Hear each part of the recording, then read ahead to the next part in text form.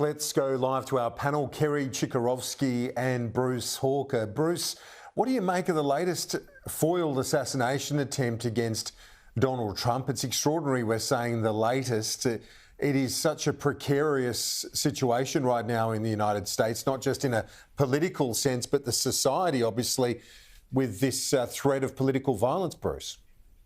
Indeed, and of course we've seen historical precedents for this in the United States. Even in Australia we've had assassination attempts as well. But I think what we probably are seeing now is a triggering effect, for want of a better word, with people who are already very unstable as a result of the previously much publicised attempt on his life.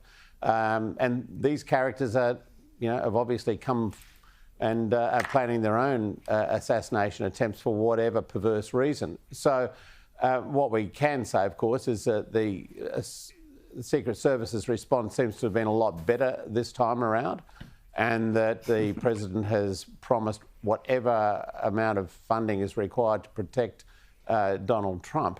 And that, of course, is a smart move and a good and a genuine one, I would think, too, coming from someone like the President. So, yeah, it goes, though, to a big question about the stability of the United States, but it also points to its history where violence has been part and parcel of the way in which it's resolved questions about the presidency.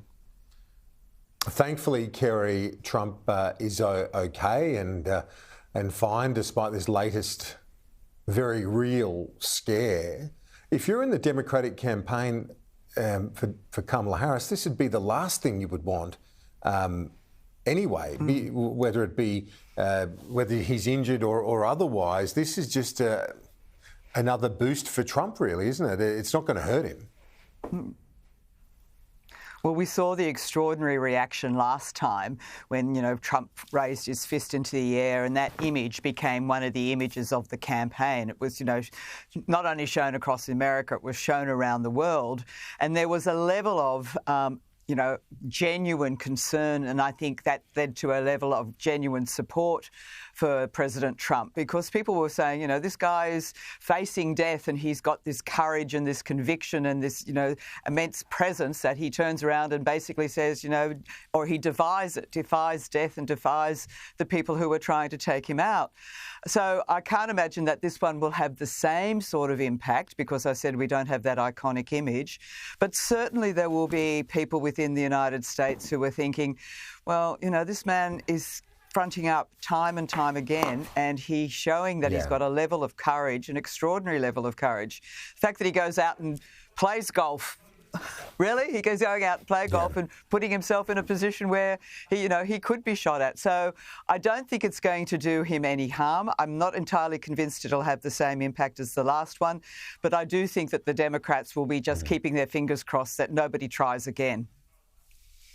Can I just make Bruce, a comment about that's the irony here, isn't it, Bruce? Because it just blows up, excuse the pun, but for the Democratic Party, they've just got a bit of a lead.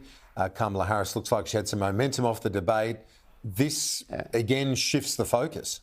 It's a big distraction. And what I was just going to say, there's an event in New South Wales' history that Kerry and I are very familiar with, and that was the attempted assassination of the now King Charles, and the role that John Fay, the Liberal Premier of the day, played in thwarting an attack on the Prince. He was a hero, and of course, it was a remarkable act of bravery on his part. No one would ever doubt that. But I can tell you, from sitting in the opposition, we were thinking, well, gee, this guy.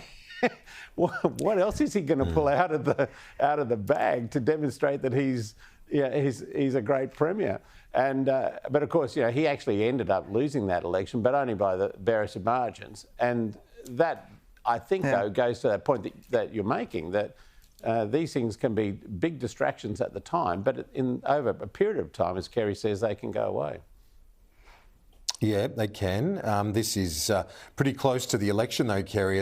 We're not that far away from the presidential race. It's funny, isn't it? We say that in one sense, less than 50 days, but in another, it's an eternity away in political terms. So it's a bit of a paradox in that sense, Kerry. Yes, and it will be very interesting to see, for example, if President Trump changes his mind and decides that he's going to have another debate. I think every fair-minded person would say that he lost that debate, other than him, of course. He thinks he won it. But the reality is that it's really interesting that the issues that he kept raising, even in a very kind of weird way that he raised them, they're the ones that are still resonating within the American community. So, if he does decide to have another debate and decides to keep the focus on immigration and cost of living, then he could, in fact, keep pushing ahead. The really, I think, scary thing for the Democrats is that they had a convention, they had a good debate, and still it's neck and neck. And you would have thought that after the positive reaction to the Kamala Harris endorsement, the positive reaction to her debate performance, that she would be streets ahead, but she's not. So that must be really worrying the Democrats. Bruce Hawker, I want to talk to you about the news closer to home.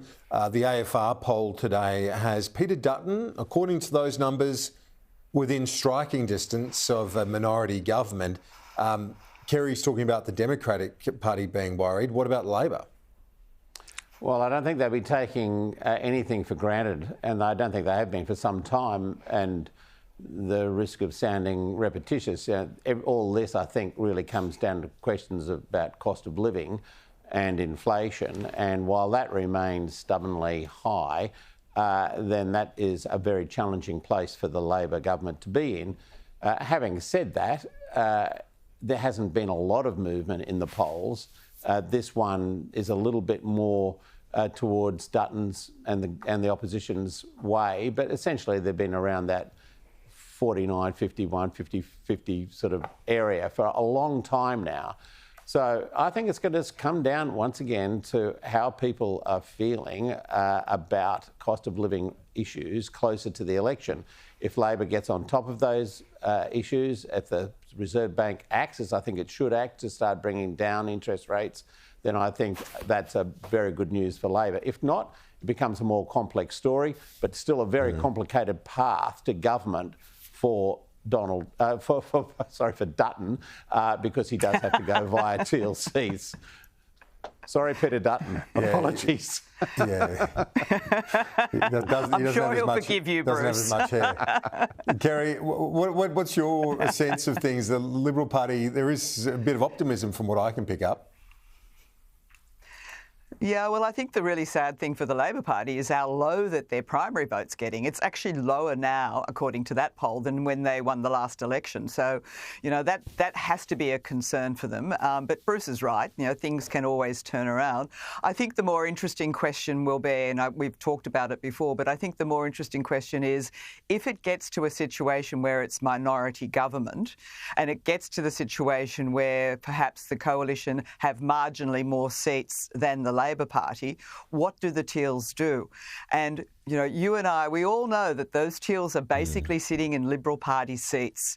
And whilst they mightn't appreciate, some of the things that Peter Dutton believes in, particularly nuclear energy, how do they turn around and go against those seats and the tendencies of the people who live in them, which tend to be Liberal Party?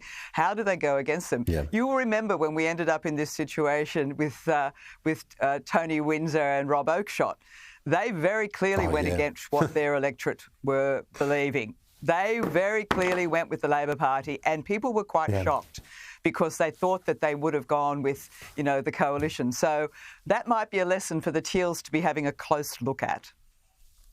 Yeah, the world's longest speech to declare which way they were going to go. Certainly, Rob Oakeshott, a nice fella, but that speech, I do remember that very, very well indeed. Kerry and Bruce, thank you so much. Appreciate it.